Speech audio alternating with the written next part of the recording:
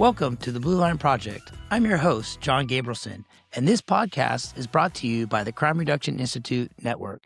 This show is not about slogans, it's not about outrage, politics, or sound bites.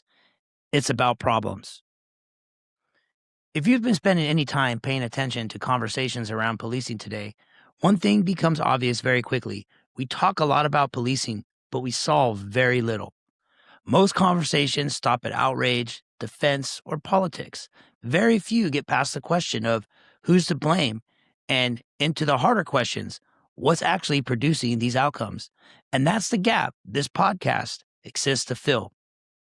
At the Crime Reduction Institute, our focus has always been simple: identify real problems, understand them honestly, and apply solutions that actually work in a real world. This podcast is simply an extension of that mission. This podcast is going to focus on current events revolving policing. And we're going to take a hard look at each one of those incidents. And we're going to look at the failures and the good and the bad. This podcast is not about the left or the right. It's not about politics, but it's about solutions. And as we start this podcast, I want to start with three simple things that I see wrong with law enforcement today. Three failures, three things that I think we can focus and fix. But first, we have to understand the problems that we face. Failure number one, everything becomes a moral argument. And I want you to let that sink in for a minute. Think about what's happening in Minnesota, even tonight, as we film this podcast. There's protesters in the street. There's ICE agents, local police officers, state police officers having a job to do. And there's a clash between these two entities. We've seen the unfortunate death of two individuals in law enforcement related incidents. And look at the moral outrage on both sides. You have one side that's morally outraged because they believe that the police are too aggressive or not real police officers, not doing their job correctly, or they don't know what they're doing. They shouldn't be in that city doing what they're doing because somehow it's not lawful. And so therefore, anything these officers do is wrong. And these poor innocent protesters have been murdered by these savage police officers. And the moral outrage and contempt, and we're going to arrest all of them, and we're going to hunt them down, and we're going to put them in jail, and you just wait till we come for you. That's moral outrage. But then you have moral outrage on the other side, calling these protesters terrorists. And all the things that they're doing is horrible. And sure, they are doing bad things, and there is lawlessness going on. But both of those incidents are very tragic. And both of those incidents that just happened that are shaping the arguments today were both absolutely avoidable. So moral outrage is truly, truly a problem that we face in American policing. But what drives this moral outrage? Well, it's the immediate environment in which we live. Think about this environment. You have TikTok, you have Twitter, you have Facebook, you have Instagram, and so many others where people can go and post their videos and post their comments and post their opinions. And that's great. Information sharing today in the 21st century is unlike anything at any point in human history. However, it has a downside because you can post videos without context, make commentary without understanding or knowledge, and you can rush to judgment. In a country where we're supposed to have guilty until proven innocent, oftentimes, or innocent until proven guilty, oftentimes we have the opposite: guilty until proven innocent rather than innocent until proven guilty. And that is a problem. And that's what we get by this quick soundbite culture in which we live. And this moral outrage is shaping American law enforcement. But the question is, how do you respond to that? What do police departments do? How do you respond to the outrage on both sides? How do you temper it? How do you bring the temperature down? Well, the first thing is you have to find common ground and bring people together. But I believe much of what we're seeing today is driven by a lack of education. Now, there is some issues in our society, and we definitely have people that are pretty radicalized and would be more to the communist, socialist, Bolshevik side of things. But setting that aside, I believe that the average person, the average American, truly needs a better education to understand what police officers do, how we do our job, the nuances of our job. What actually happens when use of force is necessary, the split decisions we have to make based on the circumstances given to us on the street. These are the things that we want to address here at the Blue Line Project. That moral outrage, though, is a problem, and it is something that we will address. Failure 2, not understanding metrics or being metric-driven in policing. You see, when I was a young officer and I first graduated the academy, it was expected that I went out and wrote a bunch of tickets. It was expected that I made a lot of traffic stops. It was expected that I went to jail all the time. And I was measured as an officer by those metrics. But here's my question. Can you truly measure law enforcement by how many arrests we make or how many traffic stops we make? We really can't. Another problem is not only the arrest metrics, but call response. You hear a lot of police chiefs say, well, we just need to get our call response time down. It takes too long for us to get calls. If we get to calls faster, somehow that's going to reduce crime or make a better quality of life. The evidence just doesn't support that. There's been research done going back many years on response times. And really, the extra 30 seconds is negligible in actual crime reduction. And then you have the whole issue of clearance rates. Well, we just got to clear more cases, get more detectives. Well, that's great. We do need to clear cases, and we have to have a measure for that. But is clearing cases just going to automatically reduce calls? Is that going to reduce violence? Is that going to reduce crime? The answer to that, again, based on research, is no. Now, are all three of these things important? Call clearance, arrest rates, and response times? They all absolutely are critically important. But at the Blue Line Project, we want to go beyond that. We want to go to community building, bringing people together. And we want to use metrics to support that. We want to use metrics to get ahead of the curve. We want to use metrics to see patterns. We want to use metrics to figure out which environments we need to address. And then we want to bring other tools to those environments, like crime prevention through environmental design or CPTED, or working with code enforcement, Health and Human Services, or the health department, or other government agencies that can help us bring a different set of eyes to these set of circumstances.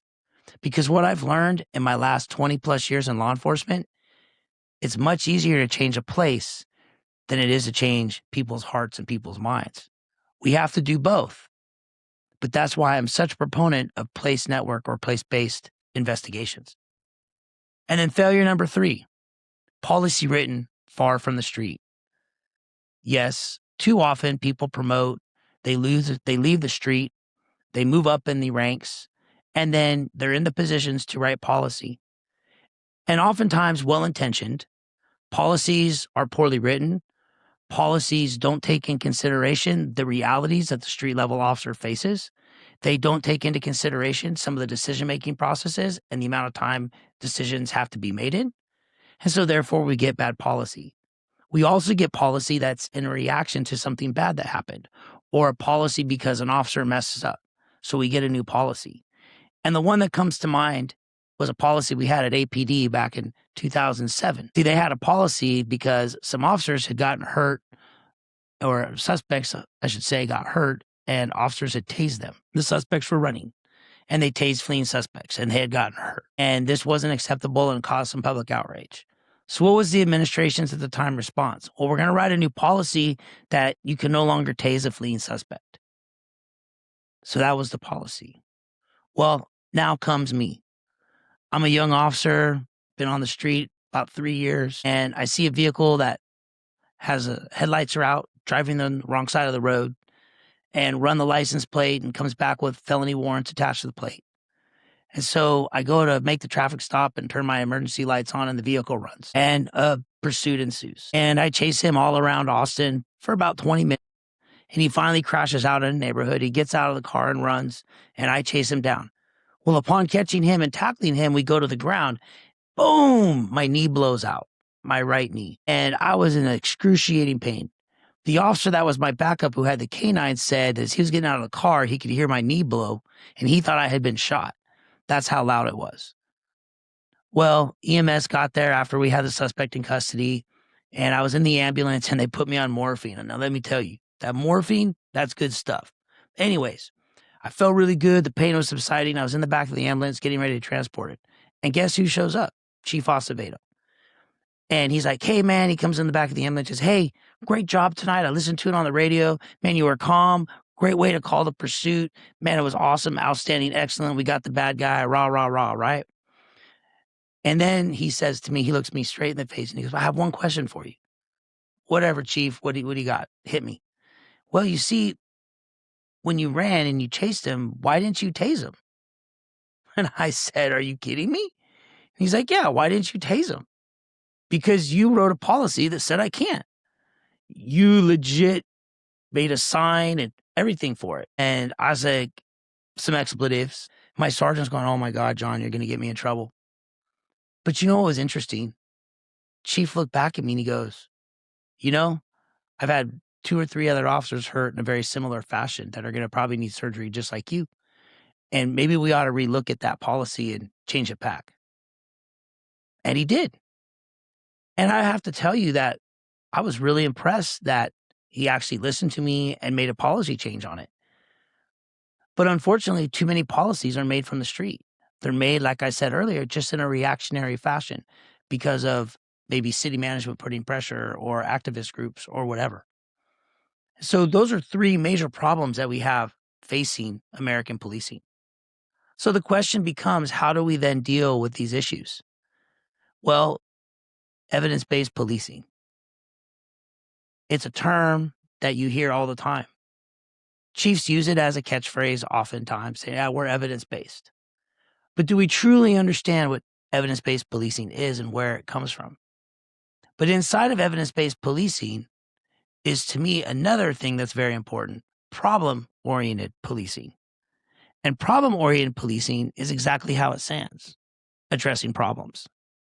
So when you start putting these two together, you're starting to get a comprehensive overview or a framework to do better. So problem-oriented policing has to be evidence-based. And that leads me to Jerry Ratcliffe, Dr. Jerry Ratcliffe. And he's the author of Reducing Crime and does a video series called American Policing. And he actually has an acronym that he came up with called HYPE. It's a very important acronym. It's one that I've taken seriously and now is in every single thing that I do. Every initiative that I write, I use this acronym as my methodology. And H, as Jerry says, stands for harm focused. What does that mean? It means doing no harm. That means looking at a situation, understanding what harms are coming to the community because of what's happening, what harms can come to the community by what I do to solve those problems, and how am I going to hurt the community or help the community? So in everything that I do, I'm harm focused. And if you take that approach in American policing to everything that you do, it changes your entire vision. In its nature, has empathy because it's completely focused on doing no harm. It's the same oath that doctors and nurses take, or anybody in the medical field, right? To do no harm. And they use evidence then to figure out what works and doesn't. When you go to the doctor's office and you have a problem or there's some ailment, they'll give you a drug or a treatment and they'll see if it works. If it doesn't work, what do? They do something different.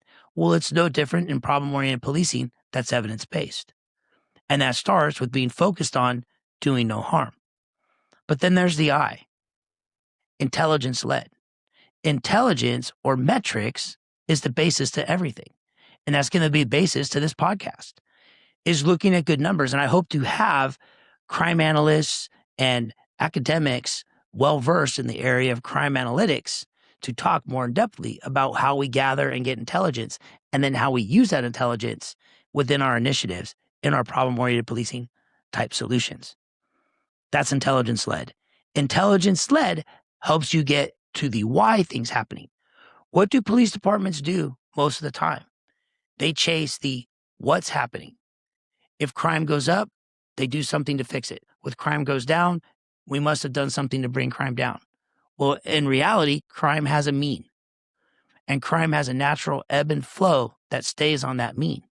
And if you're constantly chasing the ups, you have a problem because you're not chasing actual spikes, you're chasing the mean. Jerry Ratcliffe gives the example of a football player, right? You have a football player that's performing really well or whatever, maybe in their first season, and then they kind of plateau off. And then they have 2 or 3 seasons where they're not so good. Then all of a sudden, boom, they have a breakout season, right? And they're the next, winner of the Heisman if they're in college, or, the next Hall of Famer if they're in the NFL.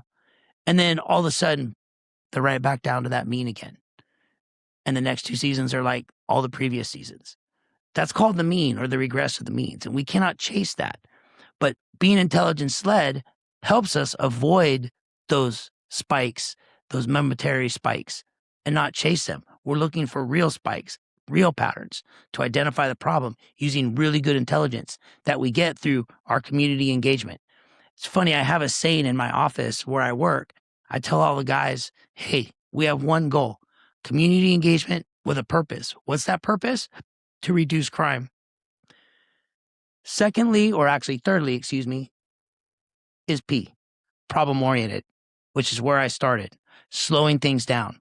So you're being harm-focused, you're using intelligence to identify the problems, and then you focus on those problems and come up with solutions that are long-term and sustainable. So for example, if I have a theft ring, if I just go out and arrest the thieves, but I don't do anything about where the property is being fenced or the people buying the property, do I actually stop the crime? What if I don't break up the network within their working? That's also a problem. So we have to be able to slow things down, look at the problems, identify the problems by having good intelligence, and then come up with common sense solutions. And then lastly, I've mentioned it earlier, being evidence-based.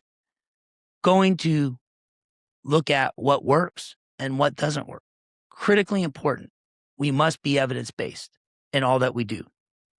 So problem-oriented policing is foundational in American policing, and it's something that we have to do. At its core, it's identifying problems, analyzing root causes, testing solutions, and then measuring the results. And that is another area that we fail in law enforcement, actually measuring results. I've seen a lot of initiatives that we do, and we do a quick glance at the results, looking at how many arrests we made and all the great and wonderful things we did and how much dope and guns we seized. But do we actually look at the long-term effect? Do we actually come back and reevaluate that same area 3 months down the road, only to realize the crime that we allegedly suppressed has come right back? Maybe with different actors because we arrested the other ones, but nonetheless, it comes back. And so then you get blame placed on, well, why didn't this work? Well, when you're taking a hype approach and you're looking at things through addressing real problems and using real world evidence of what works and what doesn't, then you get accountability, and then you get sustainability, and then you actually get real crime reduction.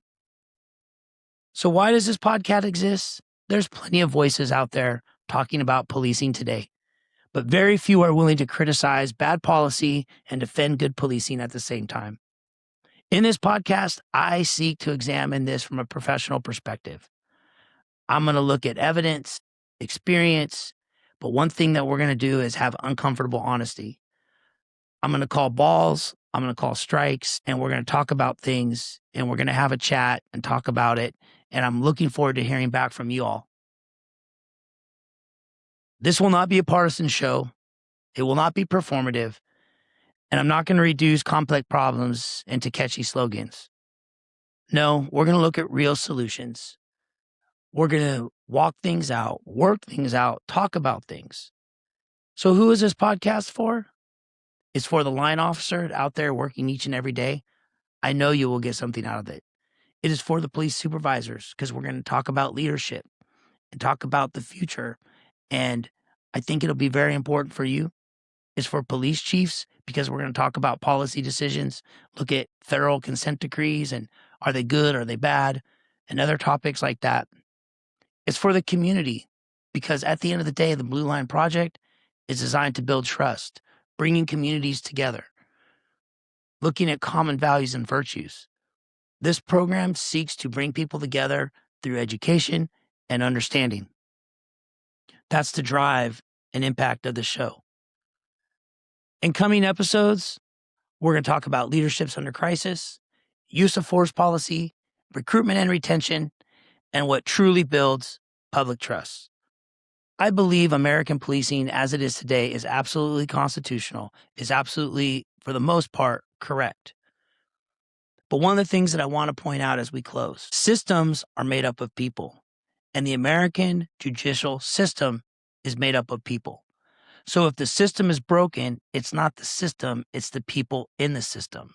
So to fix the system, we as the people in the system have to do better, have to be better educated, and have to bring real solutions to real problems. This is the Blue Line Project.